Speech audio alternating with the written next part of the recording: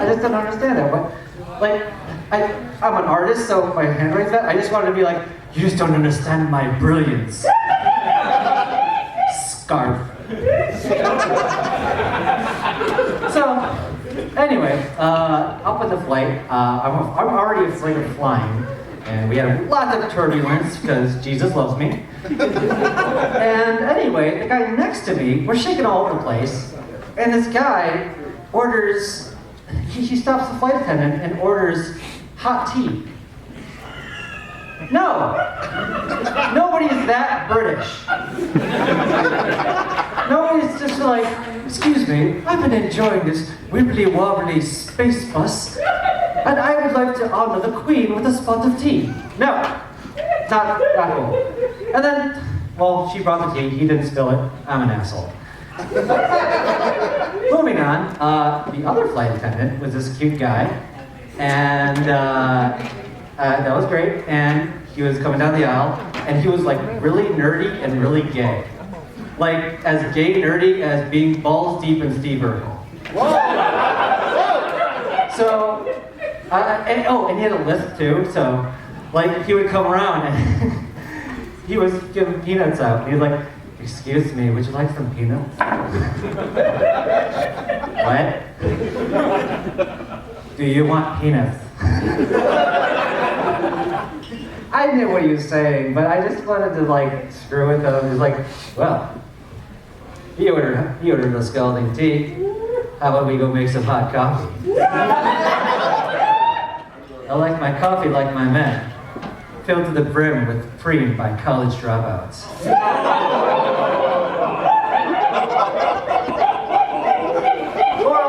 Or alternatively, I like my coffee like my men, straight from the grinder.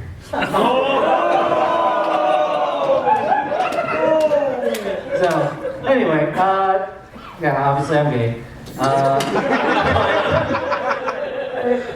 I hate the word gay because it's a one-syllable gut punch. It's just gay, I hate that. And it bothers me, a way more beautiful word is pedophilia. It just sounds like you're singing the notes out, just pedophilia, ice cream truck trapdoor. People always associate when they find out you're gay, you have certain skills and traits, like it's a fucking class in D&D. Like, okay, you're gay, so you get -5 in sports and +10 in fabulous. I don't understand that whole thing. It's like, oh, Bob, I can't pick up my drapes. You like to butt fuck, right? So. Anyway, but one thing that I do like that is actually stereotypical, I love the Oscars. Did anyone watch the Oscars this year? Yeah. I want to see that one movie, Whiplash, which is like, from what I can tell from the trailer, it's this old guy beats these young kids into musical greatness. But that just seems like the white version of the Jackson 5. You're grown because you know how that movie ends. Anyway, but that show is like so gay. And now the last 2 times they had Ellen host. This time they got Neil Patrick Harris to host. Our best gay. So it's so extravagant and so gay. It just feels like a 4-hour training video for ISIS. Like they just throw that out like, Ahmed, please don't punch the television every time Ellen takes a selfie. Anyway. Oh, what else I got? So, anyway, I love meeting all sorts of different furs. All come from all walks of life.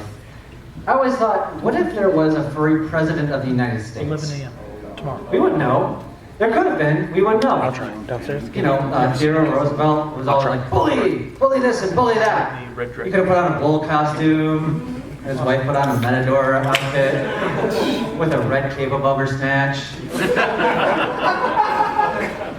But the one I picture being the furry the most, George W. Bush. I just picture him being alone in the Oval Office, looking left and looking right, just being like, I'm a kid.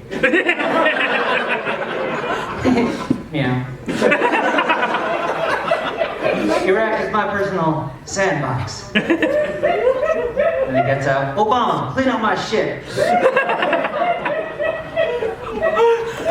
I'll tell you who I don't think is a furry, though, is Ronald Reagan. Because, he was very proud of being a Republican. The GOP, they have the elephant, and as we all know, an elephant never forgets. Never mind. Alzheimer joke. Okay. Anyway, so I don't know if you saw. Apparently, they legalized pot in D.C. I don't know if this is that right? Yep. That's why I keep on seeing the headlines. You never know for sure. They did in Philadelphia. I hate that because it's good. I like the progress thing, but now I kind of don't like it because now all these decisions out of DC will actually make sense. and we'll get fun headlines all the time. Just like you'll see on C-SPAN, like, we just had a vote, the ayes had it, we're totally getting Papa John's. So, we ordered the t-shirts here. Do you guys like the t-shirts for the con? Yeah. I was really happy with that. And Nick's here made an amazing design. And when we saw what it would look like, they would show us a mock-up of what it looked like. Here's a cool looking black guy. Like, yeah. I'm like, that looks awesome, sweet. I was so happy. But I was like, wait a minute. Everything looks good on a cool black guy. That's the reason why when I was in grade school, kids were wearing their pants backwards, because of cool black guys. Remember jump, crisscross? Yeah, all that crap. And then I would expect on the Grammys, if freaking Kanye West and Jay-Z showed up with the Dumb and Dumber suits, with the red and powder blue, kids would be rocking that in middle school, I swear, right away. But you can't tell. Well, black guy. He can pull it off. And this guy, he totally looked like the Old Spice guy. He's like, hello. And I just picture him in a fur costume. Hello. No furries. Look at yourself. Look around you. Surrounded by lions, tigers, and whatever that is. Look at your hat. Look at me. Look at your hat. Your money has turned into con swag. Anything can happen in a fur costume. I'm on a horse. Of course. Yes, he does. And so I was dealing with depression a little bit, and I was listening to this podcast where it's like, when it comes to depression, you can get on the sad bus or you can get on the happy bus. And I'm like, this guy has obviously never been on a bus. Because there is no happy bus. You're on a city bus, it's like being on a rolling hate Twinkie. And you're the filling. I try to distract myself though, I like the, handhelds. There's like there's phone games and 3DS. But my favorite handheld is my penis. Gets me lots of hours of entertainment on the go. Co-op's incredible. But if I bring that out on the bus, I ruined Christmas. Oh man, so I really dug my last job before this one. It was a pretty sweet gig. I was unemployed. If you can get past the soul-crippling depression, pretty cool. But anyway, one thing I learned about being unemployed, maybe it's just me, you can follow up any sentence, it's hard to get things done. I could do that, everything you say, I should work on my resume, or I should work on my portfolio. You can always follow it up with, or I could jerk off. Nothing is stopping you. There were days where I would have gotten work done if my hands were chopped off. That's really sad. So, with that in mind, I was going to go somewhere else with that, but I have no memory. As usual. And I can't make my... Oh, yeah. So, that just brings me back, it's even worse, because that's why that's not publicly accepted because, well, never get anything fucking done. Way back when I was a kid and I first discovered that, I apparently didn't understand the concept of stains. I was a kid, innocent, in quotes.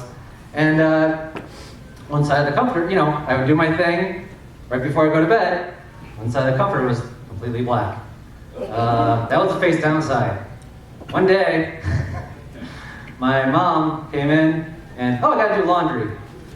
Flipped it over, like a table, because it was hard. And what did you do? It looked like a Jackson Pollock painting. And I didn't know what to say. I spilled the milk. What milk? We don't have any milk. No, not anymore. And she just took it and, got a new comforter, because God knows where that was burned. Anyway, so I like to go on Twitter and whatnot, and people will tweet furry things like, hey guys, I just want to run around all day and bark at cars, dog things. I really can't do that as a dragon. He's like, hey guys, I just want to hang out, burn down someone's house, and eat their children. Dragon thing. And another trend I'm noticing is my family members keep on wanting me to hold their baby. Like I have so many family members that they're spawning, of course. I don't know to make up for my gay or whatever, but yes, they're giving me their baby. And I think this is the most precious, vital thing you have, and you want to give it to me. Fumbles the clutch dragon.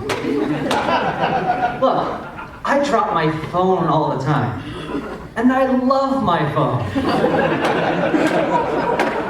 Your baby doesn't even have Netflix. And plus, it's kind of useless right now.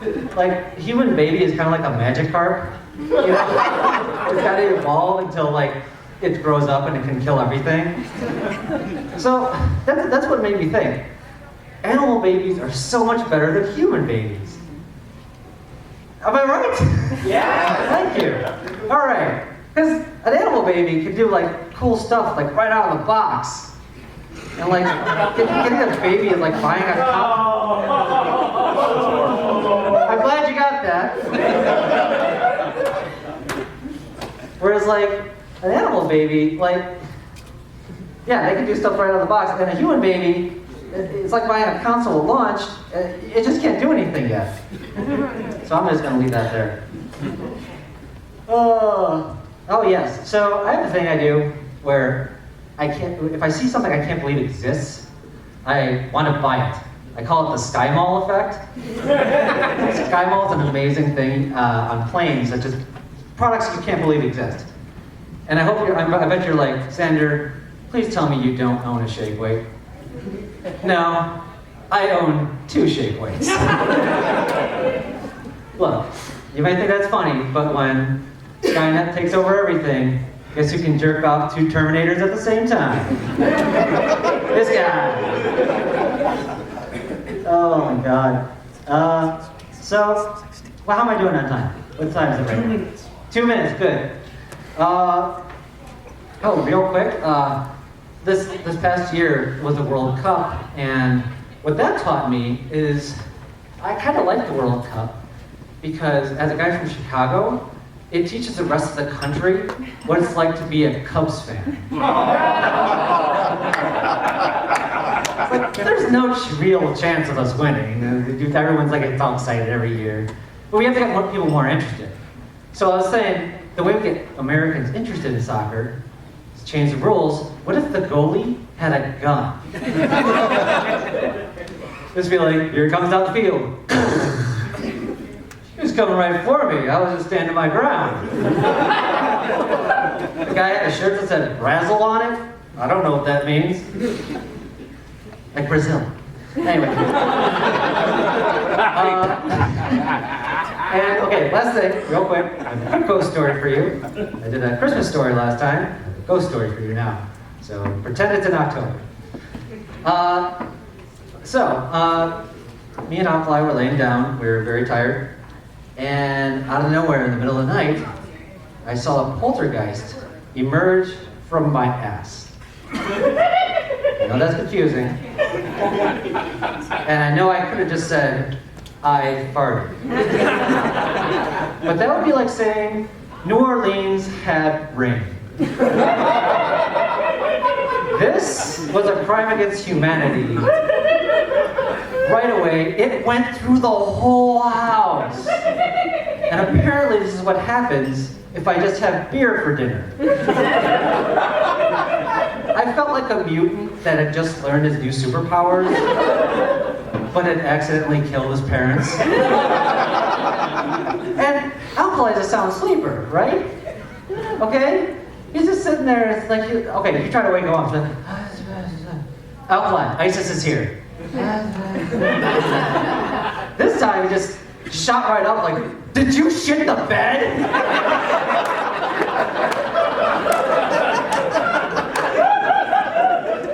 We cracked every window. It took like an hour to get out of the house. Horrified and amazed and brought a tear to my eye. That said, anytime now I even reach for a beer, Alkali has this look in his eye. Like a Vietnam vet has when he sees an Asian businessman. That's all I got, guys. Thank you very much.